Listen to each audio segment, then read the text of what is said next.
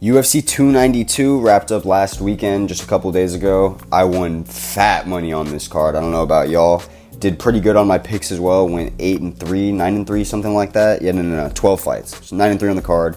Sean O'Malley paid out big. I don't know why he was such a fat underdog. I've been telling y'all guys since the beginning of the year when this fight was announced. Sean O'Malley by second round knockout. Sean O'Malley by second round straight right hand knockout. He's going to catch him coming in. I just said it on my most recent prediction video too. So if you want to go double check that and make sure that I really am the man when it comes to this shit, you can go find out for yourself. But like I said, Sean O'Malley is going to be stalked down, use his movement in the first round. He's going to be bouncing side to side and like trying to find his counter shots or his openings. Aljo is going to try to catch him off guard or catch him off the slip of a kick, which he almost did do, and it could have been bad for Sean because that was in the first round. But eventually in the second round, it starts up and Sean finds his counter shot, and all it took was one. He fades back with the right hand, drops Aljo. Aljo went down bad as well. We got to talk about this too. What is with MMA fans and being retarded? Like, you guys see that this guy just got sniped hard by a shot that most other opponents from Sean get knocked out by. He's flailing around on the ground, eating these fucking insanely powerful ground and pound shots. Sean has like some of the strongest ground and pound. He stays fully stood up, uses all of his fucking power generated from his legs, and slaps you down in the face. Punches down into the earth. Like he's trying to fucking... I don't even know what he's trying to do. Kill Aljo? I guess the fans wanted Aljo dead because they thought that was an early stoppage. And I can't get over seeing that on Instagram comments or YouTube comments at the very top. Because then that just shows me that majority of you guys are casuals or don't know what you're watching. Because how in your right mind, unless you hate Aljo, do you think that was a bad stoppage? Either way, this is the best case scenario for the UFC and for the bantamweight division. They have one of the biggest superstars in the whole sport as their champion, and this is great because bantamweight is the most stacked division by far.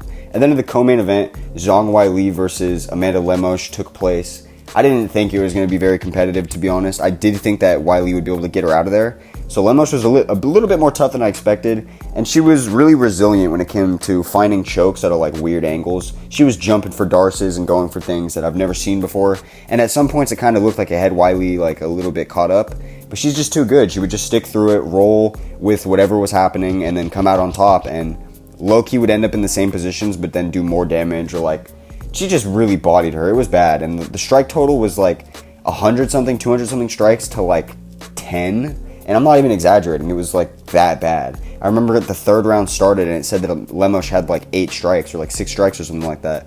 So, absolute domination from Zhang Weili. I think she's probably the best female fighter in the sport now that Amanda Nunes is out. And I mean, pound for pound, skill for skill, I would have probably always put Weili and Valentina above Amanda. Then we have Ian Gary versus Neil Magny. Let me know what you guys think, but this fight felt like racist to watch. Like, obviously I know Ian Gary's not racist. That's not what I'm saying. But it felt like I was watching a hate crime take place. Ian Gary, for some reason, decided to bully the shit out of Neil Magny leading up to this fight and make it seem like he's like a child beater. And then when he goes into the fight, it's like he was just using it to fuck with Magny's head. And honestly, it seemed like it worked out. But like, dude, I don't know. I didn't fuck with this from Ian Gary. I liked that there was a little bit more hype in the fight, but I didn't like it this way. Then we have Damon Blackshear taking on Mario Batista. This is one of the fights on the card where the judges really fucking screwed up. Damon Blackshear won that fight. I just rewatched that fight, and I think that it's clear as day rounds 1 and 2 for Damon Blackshear. Clear as day. And I don't... People say, oh, if it's a close fight, it's not a robbery. That's not always necessarily the case. You can have a close fight between all 3 rounds where the losing fighter is just barely losing, and if they get given the win, that's still a robbery because they lost all 3 of the rounds, regardless of how close it was.